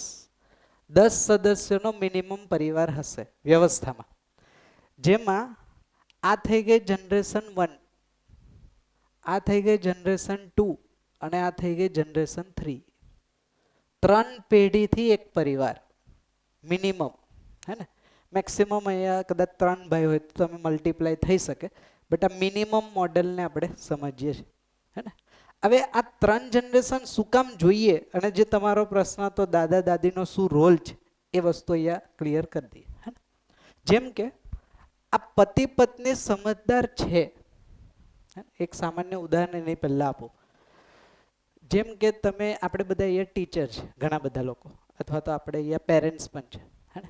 તમે કોઈ વસ્તુ તમારા બાળકને અથવા તો સ્ટુડન્ટને સમજાવી અને એ વસ્તુ એને સમજાઈ ગઈ, એ તમને કેમ ખબર પડે? જે લોકો ફર્સ્ટ ટાઈમ અટેન્ડ કરતા હોય એના તરફથી એક્સપેક્ટેડ છે જવાબ, હે ને. બીજાનો સહયોગ. ફરીથી પ્રશ્ન મૂકું છું. એઝ અ ટીચર અથવા તો એઝ અ પેરેન્ટ્સ તમે આગળની જનરેશનને કોઈ વસ્તુ સમજાવી, જેમ કે તમે મેથેમેટિક્સ કોઈ સ્ટુડન્ટને સમજાવ્યું, હવે એ સ્ટુડન્ટને મેથેમેટિક્સ આવડી ગયું, એ તમને કેમ ખ્યાલ આવશે? આપણે શું કરશું? ટેસ્ટ લઈશું. ટેસ્ટ લઈશું એટલે આપણને આઈડિયા આવશે, હે ને. ટેસ્ટ લેવાથી એટલો જ આઈડિયા આવશે, મેં જે ઇન્ફોર્મેશન આપી એમાંથી એના સુધી કેટલી પહોંચી, કે સમજાઈ ગયું એનો આઈડિયા આવી જશે. આમાં અજયભાઈ નીચે 2 આવશે કે એકના 2 સંતાન એવું કર્યું ને? હા, આના 2 સંતાન છે, એના 2 સંતાન છે. સંતાન છે. ઓકે એટલે હા, થોડુંક એ લાગતું હોય તો હા, ફિગર થોડી અલગ કરી દો, ઓકે. આમ કરી નાખો, હે ને. 1 ને 2 ઓકે, સંતાન. એ 2 સંતાનના પાછા પતિ પત્ની એ થશે? પછી એ પછી આગળની વ્યવસ્થા થઈ ગઈ, હે ને. આ તો ઓકે. એક પરિવારની વ્યવસ્થાને આપણે જોઈએ છે, ઓકે તો આના પણ 2 સંતાન હશે, હે ને. તો આ 2 સંતાનને આપણે કહીએ છીએ જનરેશન 3. 3 જનરેશન, હે ને. હવે મેં પ્રશ્ન પર પાછો આવું છું, હે ને, કે તમે કેમ ખબર પડશે? તો એક આન્સર આવ્યો કે આપણે ટેસ્ટ લઈશું. ટેસ્ટ લેવાથી એટલું ખબર પડશે કે મેં જે ડિલિવરી કરી મેથેમેટિક્સની, એમાંથી કેટલી વસ્તુ માહિતીના સ્વરૂપમાં એના સુધી પહોંચી, જે પેપરમાં કોપી પેસ્ટ કરે છે. આ વાત પહોંચે છે? યસ ઓર નો? હે ને. મેં જે તર્ક સમજાવ્યું બાળકને, એ તર્ક એને કેટલું પહોંચ્યું એટલી જ વસ્તુ એક્ઝામમાં ખબર પડે. એ સમજી ગયો મેથ્સ, એ ખબર પડી જશે આપણને, હે. મેથ્સ સમજાય આપણને કેમ ખબર પડે? એ ગણીને બતાવશે, હે ને. તો હા, તો હવે જો એની પદ્ધતિ છે, આ નેચરલ ફ્લો છે, હે ને. જેમ કે તમે જે બાળકને મેથેમેટિક્સ સમજાવ્યું, એને સમજાઈ ગયું, એ કેમ ખબર પડે? એ ત્રીજા કોઈકને સમજાવશે અને તમે ત્રીજા સાથે ડિસ્કસ કરો છો અને તમને એ જ વસ્તુ મળે છે, ત્યારે પ્રમાણ મળે તમને કે મેં જે સમજાવ્યું એ બરાબર પહોંચ્યું કે નહીં. એ ડિલિવર થશે જ જો એની પાસે હશે. આ પહોંચે છે વાત, હે ને. તો પતિ પત્ની સમજદાર છે એ ક્યારે ખબર પડશે? એ પતિ પત્ની એના બાળકોને ડિલિવર કરશે અને એના બાળકો એના બાળકોને ડિલિવર કરશે, અને આ બાળકો સમાધાન સમૃદ્ધિથી જીવતા હશે, ત્યારે આને સમજાશે કે મેં જે સમજાવ્યું એ બરાબર છે કે નહીં. આ પહોંચે છે? એટલે આ થઈ ગઈ જનરેશન 1, જનરેશન 2 અને જનરેશન 3. હવે જુઓ, જનરેશન 1 એ જનરેશન 2 ને આપ્યું શું આપ્યું? સમાધાન અને સમૃદ્ધિ. હવે આને કેમ ખબર પડે કે આના સુધી બરાબર પહોંચ્યું છે કે નહીં? તો આ જ્યારે જનરેશન 3 ને તૈયાર કરશે અને જનરેશન 3 સમાધાન અને સમૃદ્ધિપૂર્વક જીવતી હશે, ત્યારે આ જનરેશનને સંતોષ થશે, આ દાદા દાદી તૃપ્ત થશે, હે ને. આ માતા પિતા થઈ ગયા અને આ બાળકો, સંતાન. તો દાદા દાદીની તૃપ્તિ સંતાનના બિહેવિયરમાં છે, કારણ કે ત્યાંથી એને પ્રમાણ મળશે કે આટલા વર્ષો જે એટલે પેલી એક કહેવત છે, મૂડી કરતા વ્યાજ વહાલું. હા, એટલે એ અહીંયા એ ઇન્ડિકેશન છે કે નેચરલી આ 2 જનરેશન એકબીજા સાથે બોન્ડિંગમાં છે. નેચરલી તમે જોજો, દાદા દાદીને પૌત્ર પૌત્રી સાથે સંબંધ બનાવવામાં એ નેચરલ બોન્ડિંગ છે. એ નેચરલ બોન્ડિંગ વ્યવસ્થાના અર્થમાં છે કારણ કે શું થાય, અહીંયાથી શું પીરસાઈ રહ્યું છે એ દાદા દાદીને ખબર પડે, હે ને, એના બિહેવિયરથી. એક વાત આપણે જે થઈ કે એક ભાઈ બહેન હોવા જોઈએ, ભાઈ બહેન હમ ઉંમર હોય, પણ કદાચ ઘણીવાર તો એવું પણ લાગે કે જ્યારે બાળકો દાદા દાદી જોડે રમતા હોય તો એ પણ હમ ઉંમર હોય ને એ રીતનો એક અહેસાસ વ્યક્ત કરતા હોય, બાળક જોડે બાળક જેવા થઈ જતા હોય, બિલકુલ. અને એ ભાવના કારણે એમની લાગણીઓને આત્મીયતા મા વધારે. બાપ કરતા દાદા દાદી જોડે વધારે વધતી હોય. એટલે દાદા દાદીનો જે પરિવારમાં રોલ છે, આ પરિવારને સંભાળીને રાખવાનો રોલ દાદા દાદીનો. પેલા જે કહેતા હતા નિવૃત્ત થઈને શું કરે, હે ને, તો નિવૃત્ત થઈને સંતોષ મેળવશે પરિવારમાં. જો આ જનરેશન એ સુખપૂર્વક નહીં જીવતી હોય તો સૌથી વધારે દુઃખ આ જનરેશનને થશે. આ પણ નિયમ છે. જો એક સામાન્ય ઉદાહરણ આપું, નિયમ કઈ રીતના કામ કરે, હે ને, તમારો અનુભવ હશે, મારો ઓબ્ઝર્વેશન છે, હે ને. જેમ કે તમે જોશો ને તો આ જેટલા પણ સંબંધ છે, આ સંબંધથી મળેલું જેટલું પણ સુખ છે આજની તારીખમાં પણ, આ બધા સંબંધોના સુખ કરતા જે પતિ અને પત્ની સુખ આપે ને એ હાઈએસ્ટ છે. એ પછી માતા પિતા હોય, ભાઈ બહેન હોય, મિત્ર હોય, ગુરુ શિષ્ય હોય, આ સંબંધમાં જે સુખ મળે એ આ બધા સંબંધ કરતા અલગ અને મોટું સુખ છે, હે ને. કારણ કે અહીંયા સમજનું સુખ છે ને, આ જ વ્યક્તિ છે જે મને સમજે છે, કારણ કે મારી જેટલો છે ને મારી જેવો છે, હે ને. હવે જો બીજો ફેઝ, જેટલું સુખ પતિ અથવા તો પત્નીથી મળે, બાળક ઉત્પત્તિ અથવા તો સંતાન ઉત્પત્તિ પછી જો સંતાન યોગ્ય વ્યવહાર કરે તો પતિ અથવા તો પત્ની કરતા ડબલ સુખ સંતાનથી મળશે. આ પણ નિયમ છે. આ તમે ફીલ કર્યું હશે, હે ને? હા. આપણે જે ચર્ચા કરીએ છીએ એમાં સુખ તો નિરંતર સુખ આવે છે, એટલે મધ્યસ્થ સ્થિતિ વાળી હા, વાત છે. પણ ગુણાત્મક જે ક્વોન્ટિટી એની વધે, જેમ કે અહીંયાથી નિરંતર સુખ તો મળી જશે, હા હે ને, એનું એક પ્રમાણ અહીંયા મળશે. હા એક પ્રમાણ છે અહીંયા જે હાઈએસ્ટ એક પીક છે સંબંધની, આનું સુખ આના કરતા મોટું, આ શાંતિનો અહેસાસ છે. એટલે સુખ પછી શાંતિ, હા, શાંતિ પછી સંતોષ, એમ સંતોષ. એનું એ રીતના એની ઇન્ટેન્સિટી Intensity વધતી બરાબર જાય. છે. ઓકે. હે ને, આનંદ સુધી, હે ને. હવે જો બીજું કનેક્શન, હવે જો માની લો કે પતિ અથવા તો પત્નીમાંથી એક વ્યક્તિ અયોગ્ય આવી ગયું, હે ને, તો જેટલું દુઃખ આ સંબંધોમાં મળ્યું છે એના કરતાં વધારે દુઃખ આ સંબંધમાં મળશે. આ પણ નિયમ છે, હે ને. અને વાયસા વર્ષા. હવે જે બાળકનો જન્મ થયો અને બાળક જો અયોગ્ય નીકળ્યું તો બાળકના અયોગ્ય વ્યવહારથી જેટલી પીડા પતિ કે પત્ની આપે એના કરતાં વધારે પીડા સંતાન આપશે. પતિ પત્ની બંને પૂર્ણ છે, જી. છતાં બાળક અયોગ્ય હોય હા. અથવા નીકળે અથવા થઈ શકે એની એ- સંભાવના નહિવત છે જ નહીં, હે ને. બે જો પૂર્ણ છે તો એ સંભાવના ખતમ, હે ને. હા, પણ બે પૂર્ણ પોતાને માની લે તો સંભાવના જ સંભાવના, હે ને. તો એવું જ થશે.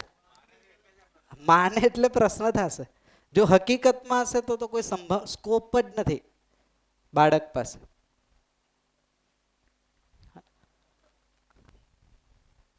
અત્યારે તો આપણે અપૂર્ણ છીએ એમ સમજીને જ આપણે પૂર્ણ બનવાની કોશિશ હા. કરીશું. તો અત્યારે માતા પિતા પણ લર્નિંગ કરે છે ને બાળક પણ લર્નિંગ કરે છે, હે ને. બે લર્નિંગ ફેઝમાં છે અત્યારની સ્થિતિ પ્રમાણે. તો એટલું સન્માન જાળવીને વ્યવહાર, તો બાળકને એટલો તો આઈડિયા આવશે કે મારું શરીર સ્વસ્થ છે એમાં આ લોકોનો રોલ છે ને, તો એ ગ્રેટિટ્યુડ. ભલે સમજમાં કમી હશે અત્યારની સ્થિતિમાં, બટ શરીર સ્વસ્થ છે એમાં બાળકનો શું રોલ છે? આજે જુઓ તમે, જે સંતાનનું 20-25 વર્ષે સ્વસ્થ શરીર છે, કોઈ પ્રકારની બીમારી નથી, એમાં બાળકે કેટલું કર્યું? કાંઈ નહીં. માતા પિતાએ કર્યું એટલે આજે એનું શરીર સ્વસ્થ. તો એક પક્ષ તો માતા પિતાએ કર્યો ને કેર, તો એટલું સન્માન કરીને ચાલવું પડશે અત્યારની સ્થિતિમાં. આગળ જતા જે સમજદાર થઈ જશે એકબીજાને પૂરક થઈ જશે. એટલે સમજના લેવલમાં ના પણ શરીરના લેવલમાં મા બાપનું કામ અત્યારે પરફેક્ટ છે. પરફેક્ટ છે આજની સ્થિતિ. હા. એટલું તો કૃતજ્ઞતા બને છે બાળકની, હે ને? પણ અનફોર્ચ્યુનેટલી બાળક આ પણ જોઈ નથી શકતો, આ અભાવ છે. એટલે તો આ પ્રશ્ન થાય 20-25 વર્ષે બાળક જ્યારે એવું બોલે છે કે તમે મારા માટે કર્યું શું, તો એ શરીર પક્ષને પણ જોઈ નથી શકતો હોવા છતાં એનો અહેસાસ નથી, નકારે છે એ વસ્તુ. એ પણ તમે જોશો તો નેચરલ છે એટલા માટે કારણ કે શરીર કરતાં જીવન મોટી વસ્તુ છે અને જીવનમાં ખાલી પણ લાગે છે એટલે પેલી વસ્તુને નકારે છે. એટલે મેં કીધું હતું કે માતા પિતાનો રોલ ક્યાં સુધી છે કે જ્યાં સુધી આનું અસ્તિત્વ છે, અને અસ્તિત્વ એટલે જ્યાં સુધી જીવતા છે. આપે કીધું જીવનમાં ખાલીપન છે એટલે બાળક કદાચ નકારે છે અથવા આવું બોલે છે, પણ એક ફેસ એવો પણ હોઈ શકે કે બાળકમાં સમજણ નથી. હા, બાળક આજુબાજુની દેખાદેખી, એના મિત્રો બિલકુલ. બધા સુખી સંપન્ન હોય, બધાના ઘરે ગાડી હોય, ફરવા લઈ જતા હોય, અને મા બાપની એવી અવસ્થા ના હોય, લાગણી સારી હોય, સમજણ સારું હોય, બધી જ રીતે સમજાવવાનો પ્રયત્ન કરતા હોય, પણ મા બાપ 100% પૂર્ણ નથી થયા અને બાળકને નથી કરી શક્યા. એક અવસ્થા આવી પણ હોઈ હોય જ શકે. શકે. તો એ તો તમે કીધું એ પ્રમાણે અપૂર્ણ જ છે એટલે એ અવસ્થા તો બનશે, નેચરલ છે ને. એમાં બાળક પણ અપૂર્ણ છે અને માતા પિતા પણ અપૂર્ણ છે એટલે આ રહેવાનું. શું સાહેબ?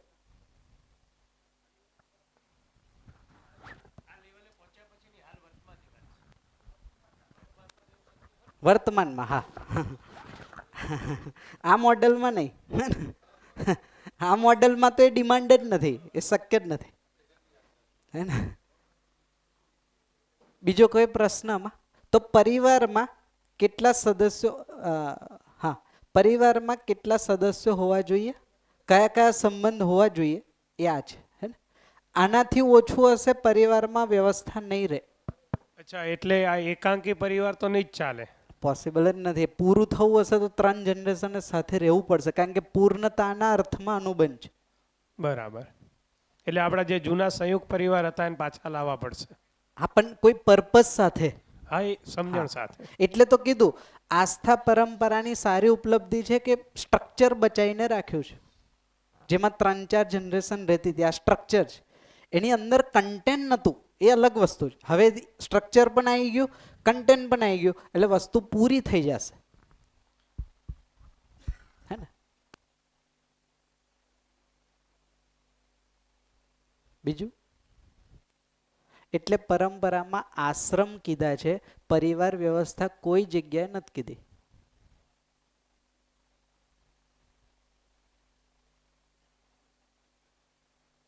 આમાં કોઈ પ્રશ્ન, ડાઉટ, ક્વેશ્ચન? જી, હા, હા, સંન્યાસી, જી, સંત, સંન્યાસી હા. આ બધા બાધારૂપ ના ગણાય? તમે એવી વાત કરો છો કે આ પ્રમાણે પોલીસ તો બાધારૂપ જ છે ને, પણ એ ટેમ્પરરી નીડ છે. અત્યારે સમાજને કોલેપ્સ થતો બચાવ, એ રીતના અત્યાર પ્રમાણે સંત મહાત્મા સમાજને બચાવવા માટે હીલિંગ કાર્યક્રમ કરે છે. બાકી આ પીડા ક્યાં નીકળે?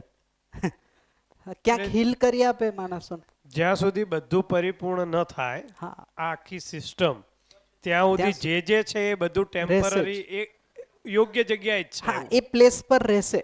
બટ એ આપણને ખબર છે કે આ સિસ્ટમ નથી, એટલે કે આ વ્યવસ્થા નથી, આ ઇમરજન્સી આવશ્યકતા પડી.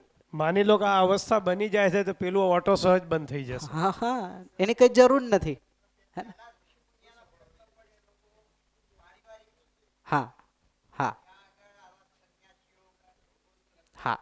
એટલે જે જો એક તમે સારો પોઈન્ટ કીધો, મહાઋષિ શબ્દ જ્યાંથી આવ્યો ને, મહાઋષિ બેઝિકલી ગુરુપદ છે, હે ને?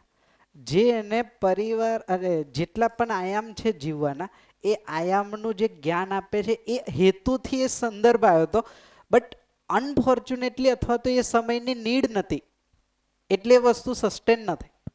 અત્યારે આપણે જેને સાધુ કે સંત કહીએ છીએ, અને અત્યારે આ શિક્ષક, જી, આમ જોવા જાવ તો આમાં જે વ્યવસ્થાની વાત છે ગુરુ અને શિષ્ય, હા, એમાં શિક્ષક પણ આવી ગયા અને સાધુ સંત પણ બધા આવી જ ગયા. આવી ગયા. એટલે ઓવરઓલ એમાંથી કશું બાકાત કશું થતું નથી. અત્યારના માતા પિતા પણ આવી જ ગયા ને, હા, માતા પિતા પણ આવી ગયા. બધી વસ્તુ આવી ગઈ. અચ્છા, આમાં જે આપણે વાત કરી ગુરુ શિષ્ય જોડે 20 વર્ષ, આપણી જે જૂની પૌરાણિક સંસ્કૃતિ જે હતી જી. એમાં એવું કહેવાતું કે 5 વર્ષ 7 વર્ષ કે 10 વર્ષ સુધી બાળક માતા પિતા સાથે રહેતો જી. અને પછી એ ગુરુ પાસે જતો ત્યારે ઘર પરિવારને બિલકુલ છોડીને જતો એમ. હા, હા. એટલે રહેતોય ત્યાં, ભણતોય ત્યાં જ તૈયાર થતો અને કમ્પ્લીટ ભણીને પાછો આવતો. એ વચ્ચે જે 5 10 15 વર્ષની એક ગેપ આવતી, જી. એને અહીંયા કયા સાયન્સમાં હા, લીધું છે? તો અહીંયા એક ગેપ આપણે એક ગેપ નથી રાખતા, હે ને? જેમ કે અહીંયા એવું છે કે અભિભાવક ગુરુના રોલમાં છે. એટલે આ અમુક સમય માટે, એટલે દિવસના 6-7 કલાક કોઈ વ્યવસ્થામાં જશે, પછી પરિવાર વ્યવસ્થામાં એની ભાગીદારી છે. પેલામાં એને 20 વર્ષ સુધી પરિવાર વ્યવસ્થાની આભાસ જ નથી. આવા ગેપ રહી ગયો તો, હે ને? જ્યારે એને પરિવાર વ્યવસ્થાનો આભાસ જ નથી, પછી સડનલી 25 વર્ષ પછી પરિવાર સંભાળવાનો થાય, ડિફિકલ્ટ ટાસ્ક છે. એટલે તમે ચોકઠું બેસાડો છો, મનોજભાઈ, ચોકઠું નહીં બેસે. ના ના, બરાબર. હા, હતું, બરાબર હતું. હતું જ પહેલા. તો આ ગેપ રહી ગયો. એટલે અહીંયા એવું કે છે કે જ્યારે અભિભાવક છે, એટલે બાળક જ્યારે સમજદાર થાય છે ને, એ જર્નીમાં પણ એના અભ્યાસ તો શરૂ જ છે ને. પરિવારમાં કેમ જીવવું, પરિવારમાં ભાગીદારી કેમ કરી, અત્યારે માનીને કરે છે. સમજદાર થઈ જશે પછી નેચરલી કરશે.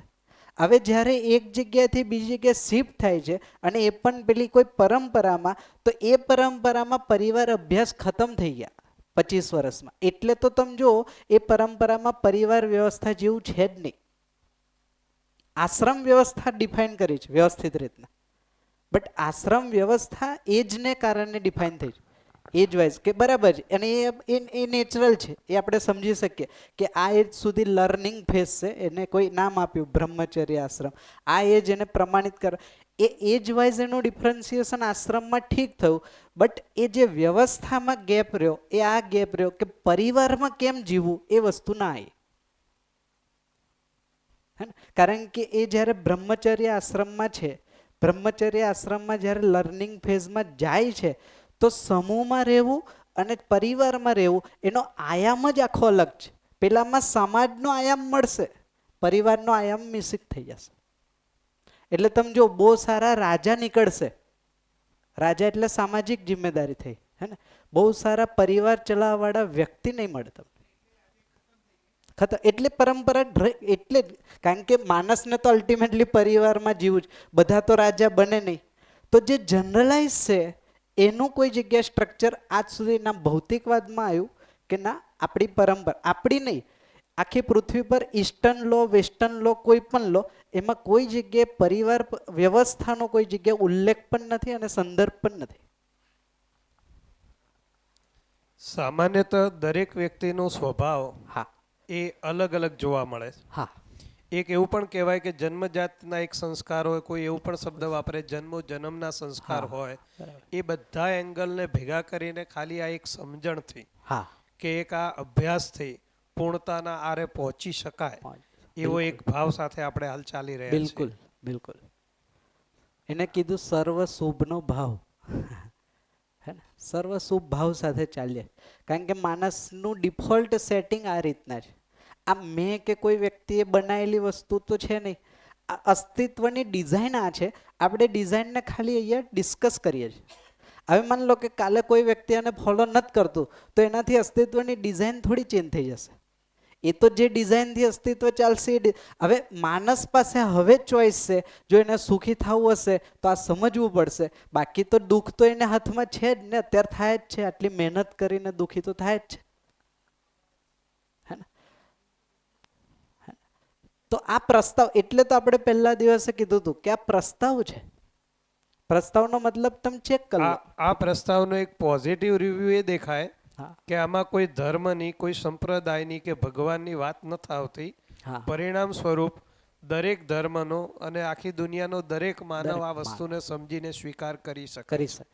એટલે તો આ વસ્તુ એજ્યુકેશનલ કન્ટેન્ટ છે. આજ સુધી એજ્યુકેશનમાં માનવની વાત નથી, કારણ કે જ્યારે પણ માનવની વાત કરીએ તો કોઈ ધર્મ સંપ્રદાય સાથે જોડાઈ જાય. આ ફર્સ્ટ ટાઈમ એવું કન્ટેન્ટ આવ્યું કે જે રીતના આપણે ટેકનોલોજી અને બીજા સબ્જેક્ટને ક્લાસરૂમમાં ભણી શકીએ એટલી જ બારીકાઈથી એટલા જ લોજિકલના માણસને પણ આપણે અહીંયા ભણી શકીએ. આ first time ever in this અર્થ, આ પહેલી વાર આ ધરતી પર બની રહ્યું છે. આ તમે લોકો ફોર્ચ્યુનેટ છો, લકી છો. 800 કરોડમાંથી આટલા લોકો, તમે વિચાર તો કરો. હા, પતિ પત્નીમાં પૂર્ણતા નથી આવી ત્યારે લિવ ઇન રિલેશન હવે ડેવલપ થયા છે. એ બી તો એક આ દેખાય છે ને હવે જનરેશનમાં. લિવ ઇન દેખાય છે. હા, હા, કારણ એનું કે- કારણ એ છે કે એને માતા પિતાના રોલમાં પતિ પત્નીને લડતા જોયા, ઝઘડતા જોયા છે અને ડિસ્ટર્બ થતા જોયા છે. હવે જ્યારે એની પાસે ચોઈસ છે તો એ હાથે કરીને શું કામ દુઃખી થશે? હે ને? હા, એટલે એ પૂર્ણતા તરફ પહોંચવા માટે અત્યારે પતિ પત્નીએ કયા પગલાં લેવા જોઈએ? એટલે પતિ પત્ની બનતા પહેલા કે પતિ બંધા પત્ની થઈ? બન્યા પછી બી તો પણ બન્યા આમાં પહેલા દિવસે કર્યું કરો ના કરો વાળું કઈ મળશે નહીં તમને. તો શરૂઆત 0 થી જ થશે. ભ્રમિત સ્થિતિ હશે તો સૌથી પહેલા એને બાળક જ બનવું પડશે. એ ભલે પતિ હોય કે પત્ની હોય, હે ને? આપણે બાળક, એટલે તો મેં કીધું અત્યારે માતા પિતા અને બાળકો લર્નિંગ ફેઝમાં સેમ છે, હે ને? હા, અમુક જવાબદારી તમે એમની લો છો એ વસ્તુ અલગ છે. જેમ કે શરીર પક્ષની જવાબદારી તમે લીધી છે, હે ને? પછી આ બે સાથે ચાલે છે. જે સમજદાર થઈ જશે એ બીજાને પૂરક થઈ જશે.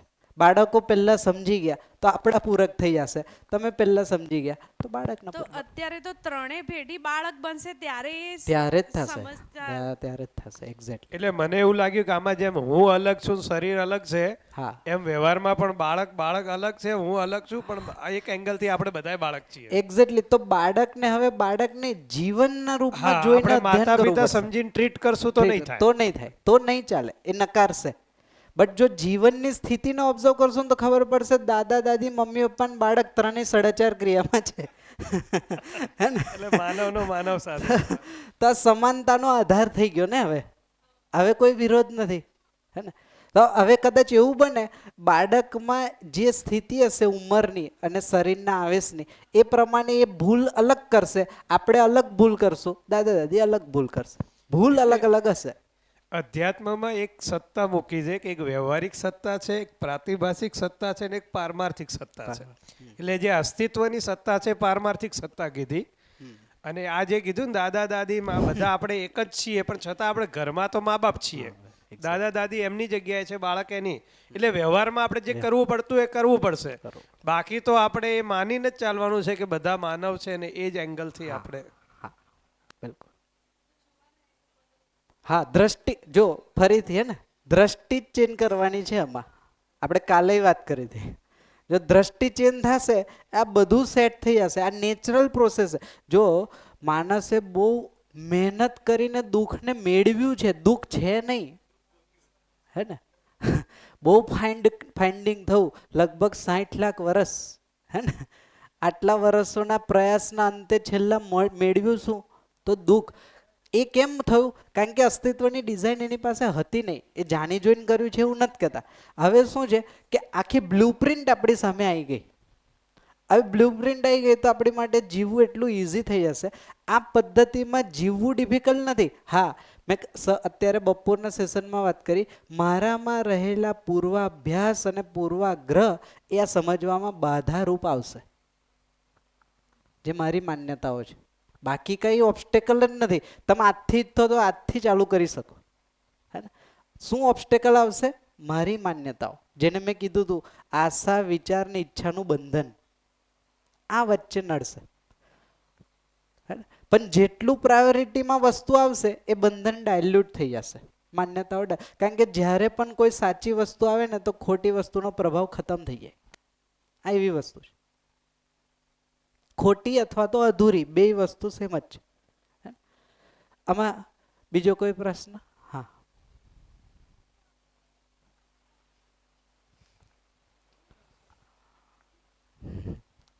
તમે એમ કીધું કે પતિ પત્નીનો પૂર્ણતા હોવું જોઈએ, તો એની શું ક્રાઇટેરિયા છે?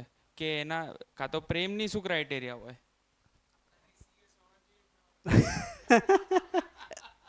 જો એક વસ્તુ કોમન હશે, હે ને? સમજદાર. સમજદારી એટલે શું અહીંયા લખ્યું છે ને, એને પોતાનામાં, પરિવારમાં, સમાજમાં, પ્રકૃતિમાં જે વ્યવસ્થા છે આ વ્યવસ્થાનું એની પાસે નોલેજ હોવું જરૂરી. તો સમજદારી તો બેયમાં કોમન. સમૃદ્ધિ માટેના રસ્તા અલગ અલગ હોઈ શકે, હે ને.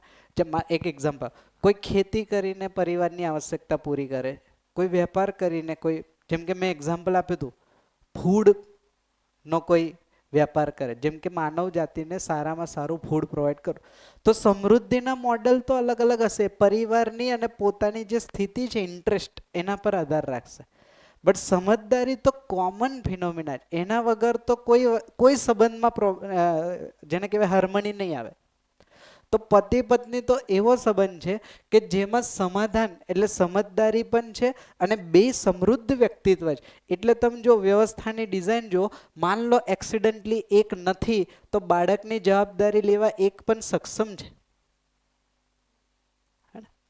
તો બેની વ્યવસ્થા છે એમાં આ પણ એક ઉપલબ્ધિ છે. એટલે માતા પિતામાંથી માન લો એક્સિડન્ટલી કોઈ એક નથી તો માતા એટલા સક્ષમ છે કે બાળકની બધી જવાબદારી લઈ શકે. પહેલા શું હતું, એક જણ આવશ્યકતા પૂરી કરતું અને 10 જણ એને કન્ઝ્યુમ કરતું. એટલી સ્કિલ બધાય પાસે નથી ને પરિવારમાં. આજે એવું નથી કહેતા બધાય કમાશે, આજે એ વાત કરે છે એટલી સ્કિલ બધાય પાસે હશે, આવશ્યકતા પ્રમાણે આજીવિકા લેશે. તો પરિવારની જે જવાબદારી છે એમાં પત્ની, હવે જો આ થોડું એડવાન્સ કરી દઉં છે ને રોલને. પત્નીને કીધું હે ને આ સતીત્વ પ્રધાન છે અને પતિ યતિત્વ પ્રધાન છે. આ શું છે એ સમજાવી દઉં. સતીત્વ પ્રધાન એટલે જે પત્ની છે એ પહેલા પરિવારની જવાબદારી લેશે અને પછી સમાજમાં જશે. જ્યારે પતિ છે એ સમાજને પરિવાર સાથે ઇનલાઈન કરવાની જવાબદારી લેશે. એને કીધું યતિત્વ અને સતીત્વ. આવું કેમ છે? કારણ કે જન્મ આપવાની ઘટના પત્ની માટે છે, નેચરલ છે. તો જે જન્મ આપે એ પરિવારને સંભાળીને, કારણ કે એની સાથે મેક્સિમમ સમય રહેશે ને, મિનિમમ મેક્સિમમ. જેમ કે આજે પણ તમે જુઓ જે પેરેન્ટ્સ છે હે ને, જેમના અનુભવ હશે, માતાને બાળક તરત રિકોગ્નાઇઝ કરે છે. આ બાયોલોજિકલ પ્રોસેસ છે. એ ગર્ભમાંથી સંતાનનો જન્મ છે એટલે સંતાન તરત જ માતાને ઓળખે છે. પિતાની ઓળખ થતા એક સમય લેશે.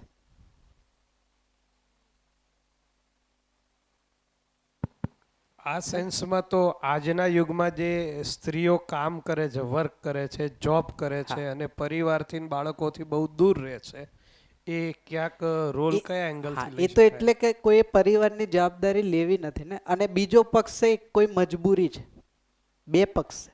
એક મજબૂરીથી લે એ પણ બરાબર છે, પણ કરોડપતિ પરિવારની પુત્ર વધુઓ પણ તો ઘરમાં સુખી સંપન્ન સમૃદ્ધિ હોવા છતાંય કરે છે. કારણ કે ફ્રી રહીને શું કરશે? કારણ કે પરિવારની જવાબદારી જેવું તો કઈ છે નહીં. જમવાનું બનાવવા કોઈ વ્યક્તિ આવે છે, બાળકને રમાડવા કોઈ વ્યક્તિ આવે છે, હે ને, કચરા પોતું સાફ સફાઈ કરવા વ્યક્તિ આવે. તો એ ઘરમાં રહીને કરશે તો કરશે શું? તે બોરિયતને ક્યાંક એંગેજ કરવા માટે પછી જોબ છે.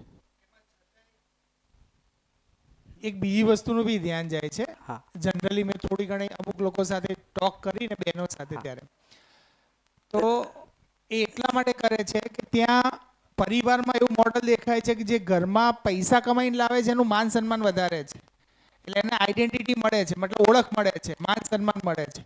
એટલે ક્યાંક ને ક્યાંક એને એમ ફીલ થાય છે કે મતલબ આઈડેન્ટિટી ક્રાઇસિસ જે કહેવાય ને, બાકી પરિવારમાં જરૂર નથી, ભૌતિકતાની રીતે કમ્પ્લીટ સુવિધા સંપન્ન છે, પણ ત્યાં એક આઈડેન્ટિટી, માન સન્માન, એક સમાન દરજ્જે જોવાની જે ગેપ છે ને એ ભરવા માટે હા એ છે, ડિપેન્ડન્ટ રહે છે. એટલે અત્યારે જેમ કે પહેલા મેરેજ પતિ પત્નીના થતા, હે ને, અત્યારે બે પતિ મેરેજ કરે છે, હે ને. હા, ટેકનિકલી જુઓ તો જે અમને કીધું, હે ને, પતિ કરે છે એનો મતલબ કે ચાલશે કોનું, મૂળમાં વસ્તુ આ છે, ડોમિનેશન. એ પહેચાન મેળવવા માટેનો એક પ્રયાસ છે. પણ પરિવારમાં તો શું પહેચાન? આ પદ જ એક પોતાનામાં એક પહેચાન છે, હે. પણ એ સમજ નથી એટલે પછી એની શોધ બહાર છે. અત્યારે પત્ની યાની કે માતા જો બાળકને ઉછેર કરે અને એની જોબ છોડવી પડે તો એને Regret, હા. ફીલ કરે કે મેં કંઈક છોડી છોડી દીધું દીધું. પરિવાર માટે કે બાળકો માટે બાળકો. એમ. તો આ જો સમજી જાય તો એને ખ્યાલ આવી જાય કે મારું બી એક સ્થાન છે હા મારું બી એક્ઝેક્ટલી, જે એની મૌલિકતા છે એની જ રહેશે, એ પુરુષમાં નથી ને. આ સમજવું પડશે. આ જે યતિત્વ સતીત્વ છે એ મૌલિકતા છે. જેમ કે ગર્ભ ધારણ કરીને સંતાનને જન્મ આપવો, આ એક યુનિકનેસ છે. ટેકનિકલી કહે તો મૌલિકતા જ. જે વસ્તુ પત્નીમાં જ છે, જે વસ્તુ માતામાં જ છે, તો એક અલગ રોલ છે. આને ટેકનિકલી પણ જુઓ તો સ્ત્રી શરીર પુરુષ કરતાં થોડા વધારે સેન્સિટિવ હોય, હે ને. એટલે સામાન્ય ઉદાહરણ આપું તો માની લો કે અત્યારે હું માની લો કે પુરુષ શરીર છે એ માની લો પીઝા જમશે, તો પુરુષ શરીરને પીઝા પચવામાં માની લો 15 દિવસ થશે, તો સ્ત્રી શરીરને પીઝા પચવામાં 35 દિવસ થશે. કેમ આટલું સેન્સિટિવ છે શરીર? કારણ કે એ શરીરમાં ગર્ભને ધારણ કરવાનું, એટલે શરીરનું સ્ટ્રક્ચર અલગ છે. હવે ઝાડ પર પુરુષ ચડીને નારિયેળ તોડી આવશે, સ્ત્રી ચડી શકે પણ એની માટે જોબ નથી. આ સમજે? આ ઇક્વાલિટીના નામમાં શું ચાલે છે ના સમજીના કારણે, એના પર મેં ધ્યાન આકર્ષણ કરાવું. આ ઇક્વાલિટી નથી. બેનો માનવ જાતિ એક આ ઇક્વાલિટી છે. પછી દરેકનો રોલ તો અલગ અલગ રહેશે ને. હવે આપણો રોલ ત્યાં આવે છે કે અત્યારની જે આપણી દીકરીઓ છે એને આપણે પુરુષ સમોવડી બનાવવા જઈએ છીએ, હા, ત્યાં આપણે ગલતી કરીએ છીએ. ગેપ થઈ. હા, એને કેપેબલ બનાવવી જરૂરી, કારણ કે આપણે કીધું છે સમૃદ્ધિ સુધી તો એ પહોંચવું જ જોઈએ. અહીંયા મેલ ફિમેલ બે જ. ઇટ મીન્સ એની પાસે પણ એટલી સ્કિલ હોવી જોઈએ. બટ એ સ્કિલ હવે આ મ્યુચ્યુઅલ છે. જો જેમ કે એક સામાન્ય ઉદાહરણ આપું, હે ને, સમજવા માટે. માની લો પતિ પત્ની સંબંધમાં જોડાયા, પતિ પત્ની સંબંધ પછી સંતાન ઉત્પત્તિ, તો મિનિમમ પહેલા 5 વર્ષ માતા બાળકની સાથે હંમેશા રહે. આ જરૂરી વસ્તુ છે. તો 5 વર્ષ તો બાય ડિફોલ્ટ માતાની પ્રાયોરિટી ક્યાં આવી ગઈ? બાળક પાસે. ત્યાં સુધી પરિવારની આવશ્યકતાની જવાબદારી નેચરલી કોણ લેશે? તો પિતા અથવા તો પતિ. હવે માની લો કે બાળક એક લેવલ જેવું થઈ ગયું છે, પછી ભલે ને પતિને ઘરે રહેવું હોય ને પત્નીને બહાર કરવું હોય, શું વાંધો છે? એમાં શું તકલીફ છે? આ મ્યુચ્યુઅલ રિલેશનશિપ છે ને, બે સક્ષમ તો છે જ. હવે માની લો પિતાને મન થયું કે હવે 6 મહિના હું પરિવાર સંભાળીશ અને મારે બાળક સાથે રહેવું છે, તો 6 મહિના બેન છે એ જવાબદારી લેશે પરિવારની આવશ્યકતા. તો સક્ષમ બે છે, પણ બે એ જ કરશે આ નિયમ નથી.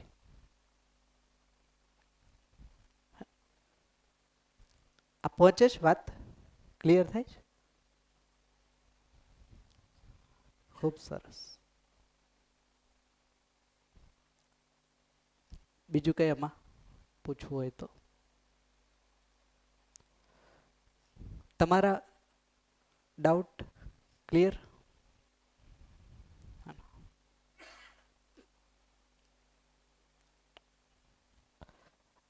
એક વસ્તુ ખાલી હિન્ટ માટે આપી દઉં, હે ને. 10 સદસ્યનું એક પરિવાર, આવા મલ્ટિપલ પરિવાર ભેગા થઈને એક વ્યવસ્થા આપી છે જેને કીધું સંવિધાન, જેમાં 10 સોપાનીય વ્યવસ્થા છે. 10 સોપાનીય વ્યવસ્થાનો મતલબ થાય એક પરિવારમાં 10 સદસ્ય, એ રીતના બધા પરિવાર, એવા 100 પરિવારની એક ગામ, હે ને, એવા 1000 પરિવારનું એક ક્ષેત્ર, એવા બીજા મલ્ટીપ્લાય થતા વિશ્વ પરિવાર સુધીની વ્યવસ્થા છે. એટલે અત્યારે 1000 કરોડ લોકો સુખ અને સમૃદ્ધિપૂર્વક આ ધરતી પર રહે એવી વ્યવસ્થા આમાં છે. આજે માત્ર 800 કરોડની પોપ્યુલેશન છે હજી. હવે માની લો કે આનાથી 1000 થી વધે છે તો પણ આગળની વ્યવસ્થા છે, એડોન્સ. તો વ્યવસ્થા ઉપલબ્ધ થઈ ગઈ. હવે કામ એટલું જ કરવાનું છે, માણસ એ વ્યવસ્થાને સમજી લે અને વ્યવસ્થામાં જીવવા માંડે, એટલે પોતે સુખી થશે, પરિવારે સુખી થશે અને સમાજે સુખી થશે. તો કામ માત્ર મારા પર કરવાનું જ, પોતાના પર. પોતાના પર જે વ્યક્તિએ કામ કરી લીધું, આ બધા જ લેવલે ચેન્જીસ દેખાવા માંડશે. આ સ્થિતિ છે. આ પરિવારનું સ્ટ્રક્ચર અને સંબંધોની ક્લેરિટી. આમાં હજી કોઈ ડાઉટ હોય તો કયો, 10 મિનિટ જેવું છે, હે ને. કોઈ પ્રશ્ન હોય તો લઈ લઈએ. આવતીકાલે અમુક ભાવ પર વાત કરશું આપણે, હે ને? જેમ કે વિશ્વાસ છે, હે ને, સન્માન છે, એવા બે ત્રણ ભાવ પર વાત કરશું 9 માંથી. હા, તમે કઈ કહેતા? થોડો ઓકવર્ડ પ્રશ્ન આવે છે મનમાં, કાંઈ વાંધો નહીં. ટાઈમ જ પાસ કરવો છે. ના આપણે રેલવેના ફાટક ઉપર ઊભા હોઈએ અને આ સમજદારી આપણામાં આવી ગઈ છે એટલે જી. આપણે એક લેન્થમાં રહીએ જ છીએ અને અત્યારે લોકો ઓવરટેક કરીને રોંગ સાઈડથી બધી રીતે કરીને, તો એ પ્રમાણે ક્યારેક ક્યારેક એમ લાગે જી કે જો આ જ પ્રમાણે જે લોકો રહે છે એ લોકોના તો બહુ ટાઈમ મિસ થઈ જાય છે. ક્યારેક ફાટક 5 મિનિટ ખુલતું હોય ને પાછું બંધ થઈ જાય છે, ત્યાં ઉભેરેલા માણસને તો બહાર નીકળવા મળશે કે નહીં એવા એક પ્રશ્નો મનમાં થાય. એવી રીતે સમાજની દરેક પરિસ્થિતિઓમાં દરેક જગ્યાએ એક નિયમિતતાથી ઈમાનદારીથી ચાલવામાં ઘણા બધા ધંધા વ્યવસાયોમાં એ કદાચ એક સ્ટેજે નથી પહોંચી શકતો.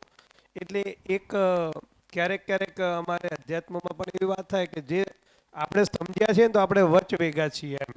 વચ વેગા છીએ એટલે આ બાજુ સમજવા જઈએ છે ને આ બાજુ છૂટી જાય. બિલકુલ અણસમજણા માણસો જોડે કામ લેવાનું કે કરવાનું છે.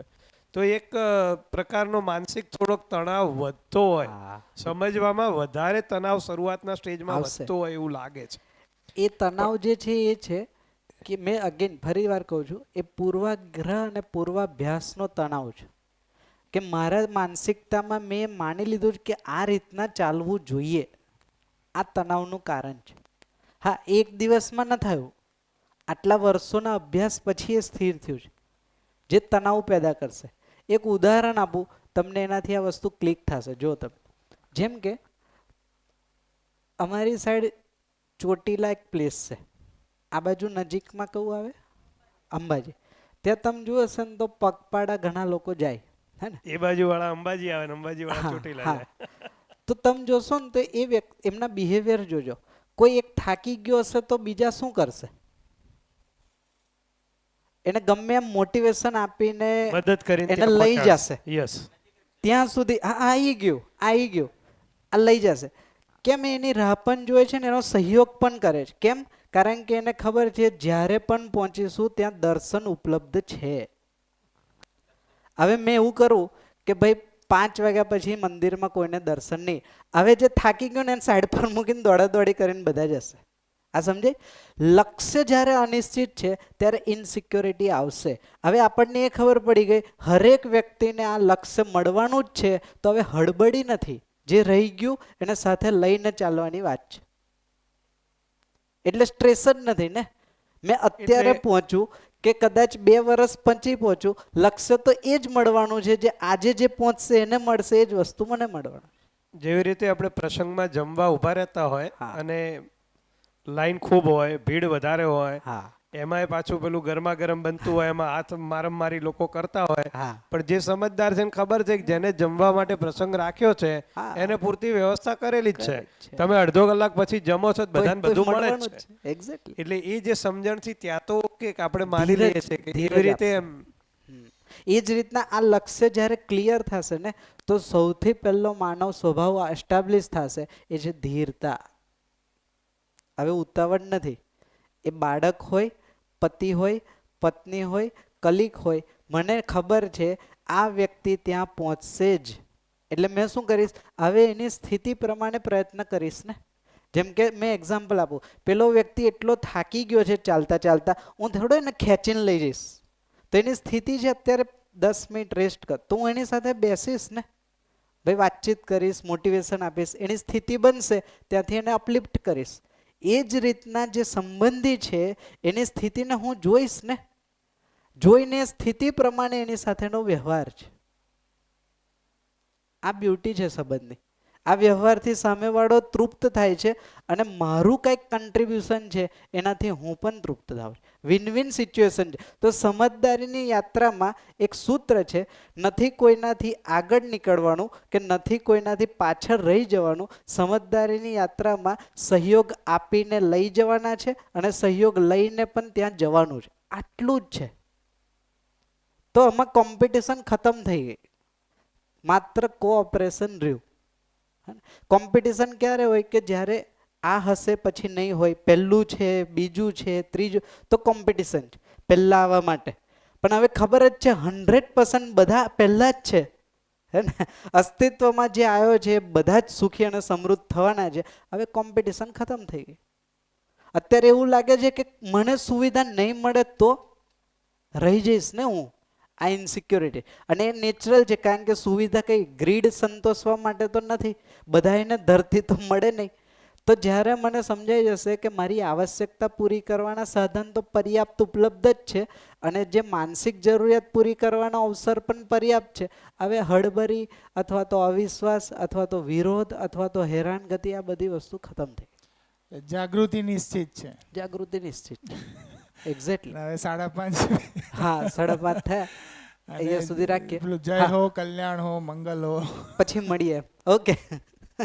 આવતીકાલે મળીએ. Thank you. કાલે આપણે ભાવ પર વાત કરીશું. આવતીકાલે બધા ભાઈ બહેનોને ખાસ નમ્ર વિનંતી, શાર્પ 8:15 શરૂ થાય. આપણે 8:15 કહીએ છીએ એટલે 8:30